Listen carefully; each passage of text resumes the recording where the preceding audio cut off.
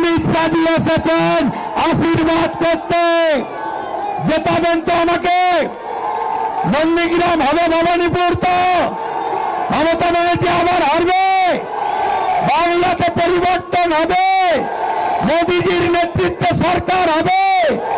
আমি अमित जी को प्रणाम जनाई। मगर मैं आज यहां आया हूं हमारे चारों प्रत्याशियों के नामांकन के लिए और विशेषकर शुभेंदु अधिकारी के नामांकन के लिए मैं आया हूं। अगर भवानीपुर वाले एक ही सीट जिता दे तो परिवर्तन अपने आप हो जाएगा। अरे शुभेंदुदा हमारे नंदीग्राम से लड़ना चाहते थे। मैंने शुभेंदुदा को कहा था कि सिर्फ नंदीग्राम नहीं, ममता के घर में जाकर उसको हराना है। और इनका रिकॉर्ड है, गत चुनाव में ममता बंगाल में सरकार तो बना पाई थी, मगर ममता दीदी नंदीग्राम में शुभेंदुदा के सामने चुनाव हार गई थी। इस बार ममता जी पूरे बंगाल में भी हारेगी और भवानीपुर में भी हारेगी।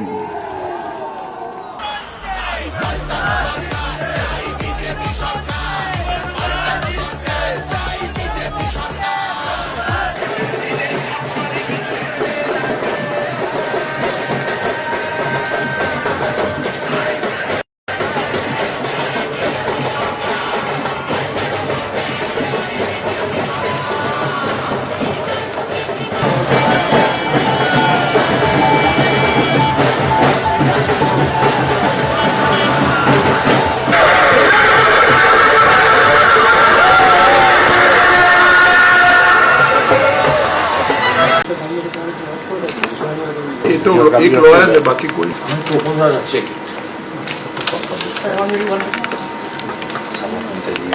चल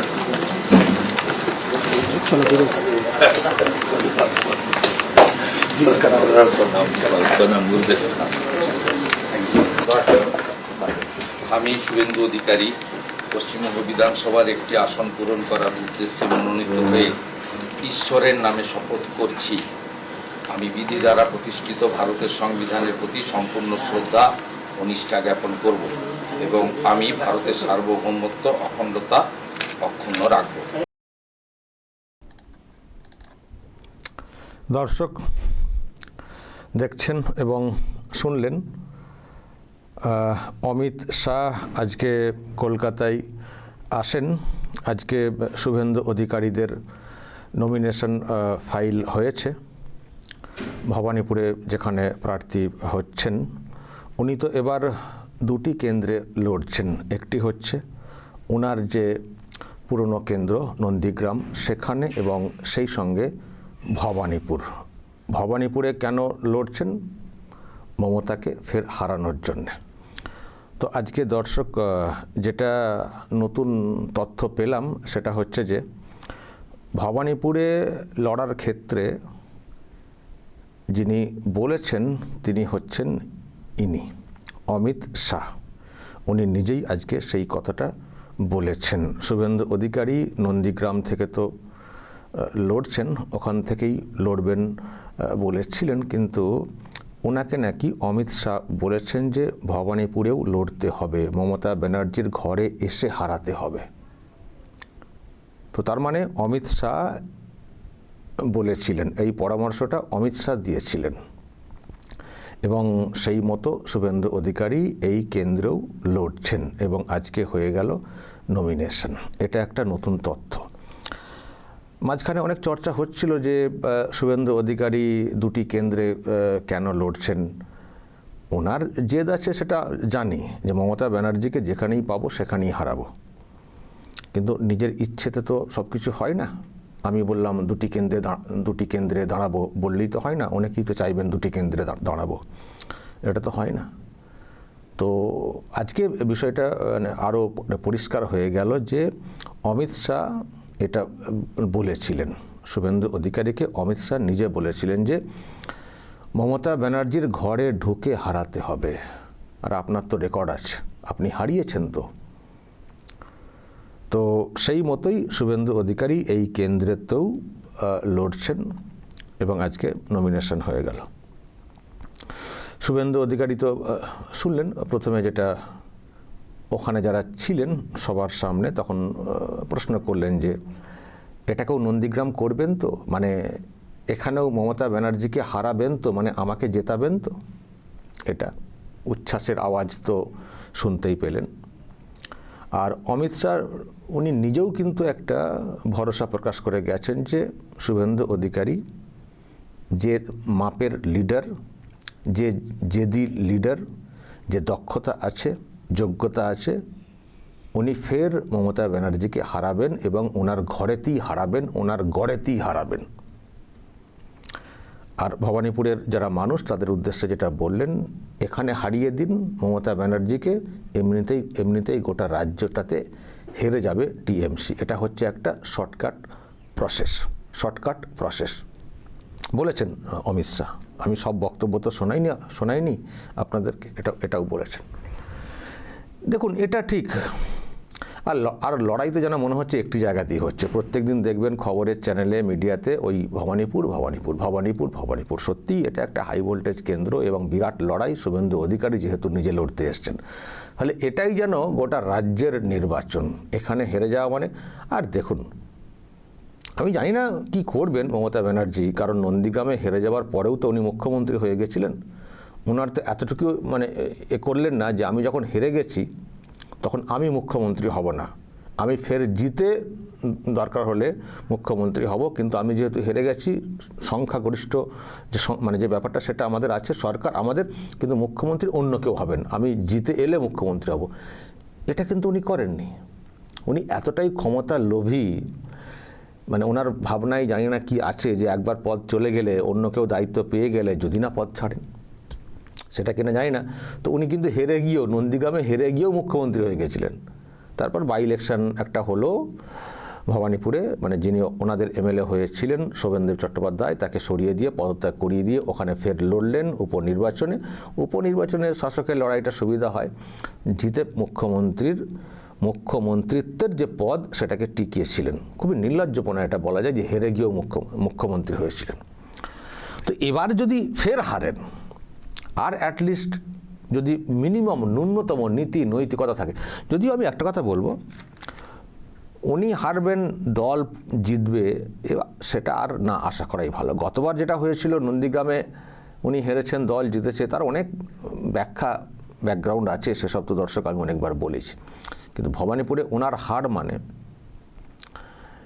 এবার যা পালস আছে তাতে গোটা রাজ্যেই টিএমসি হারবে। আমি যেমন একদিকে বলছি যে ফের হেরে গিয়ে যদি তর্কের খাতিরে ক্ষমতায় আসে দল, মুখ্যমন্ত্রী হওয়াটা একেবারেই নীতি নৈতিকতার মধ্যে পড়ে না, কারণ পরপর হারছেন তো, আবার হেরেও মুখ্যমন্ত্রী হবেন।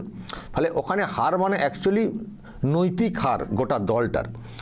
এটা যেমন একটা কথা বলছি, আবার এটাও পালস যেটা বলছে যে রাজ্যেরও কোথাও, মানে রাজ্যেতেও টিএমসি ওভারঅল জিততে পারবে না, টিএমসির পতন হচ্ছে। তো টিএমসির পতন গোটা রাজ্যে হবে এবং ভবানীপুরে মমতা ব্যানার্জির পতন হবে। আর যিনি পতন করাবেন শুভেন্দু অধিকারী, তার উত্থান কি হবে, তিনি কোন পদ পাবেন? আমি দর্শক একদিন ব্যাখ্যা দিয়েছি, নিশ্চয়ই বুঝতে পারছেন যে শুভেন্দু অধিকারীরা আজকে নমিনেশন করবেন বলে অমিত শাহ নিজে এসছেন। আজকে আরও 4 জনের নমিনেশন ওখানে হয়েছে, স্বপন দাশগুপ্ত সহ।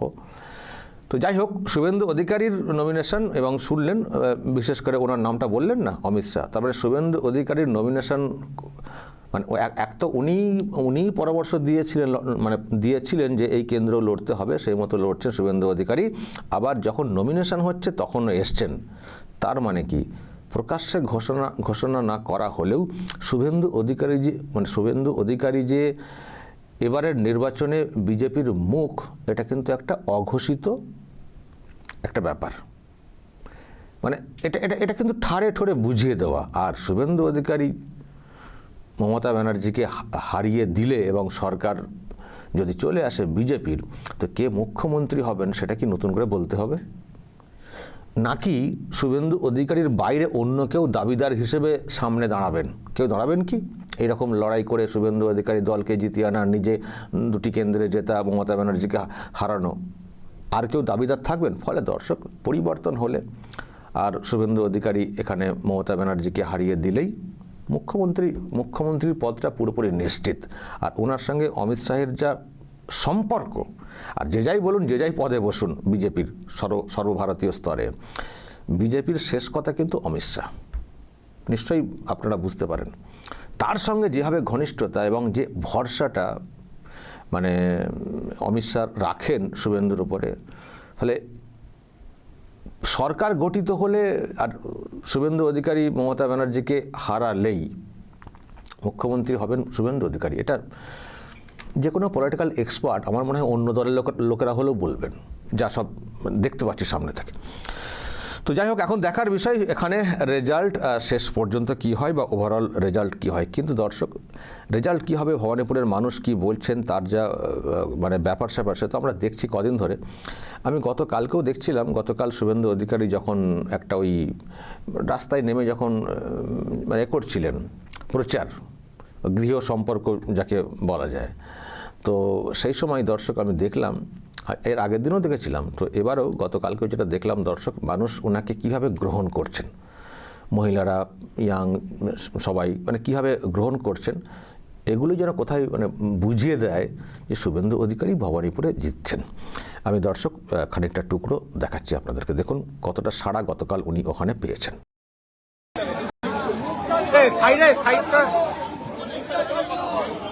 সাইডটা ব্লক করছে।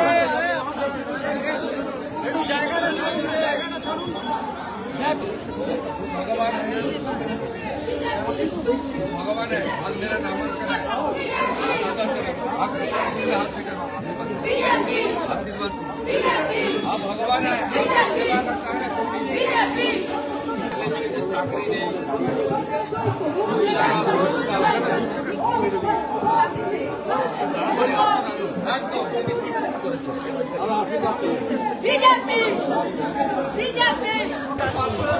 চলুন চলুন ফাঁকা করুন, সামনে সামনে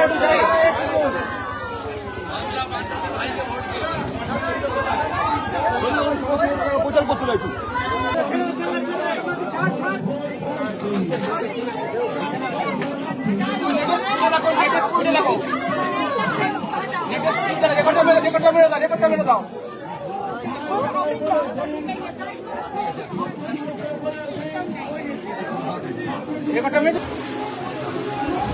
বেরো বেরো, তারা বলছে না বেরোবেন,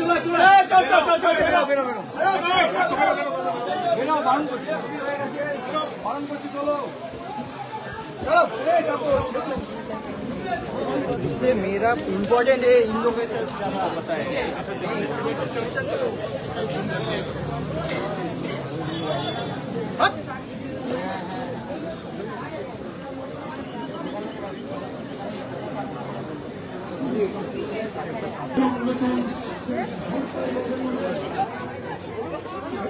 मोबाइल नहीं,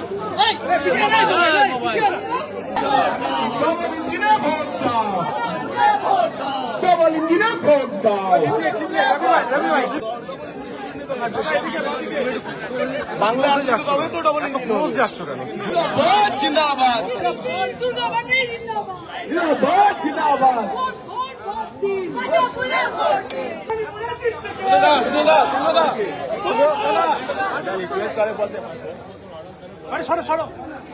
দাদা দাদা দাদা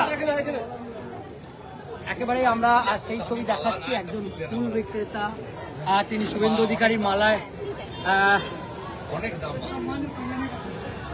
খুশি দিচ্ছে দাদা, নিন আশীর্বাদ করুন, একেবারে দাদাকে আশীর্বাদ দিন। দেখছি যে শুভেন্দু একেবারে শুভেন্দু অধিকারীকে একজন মালা পরালেন।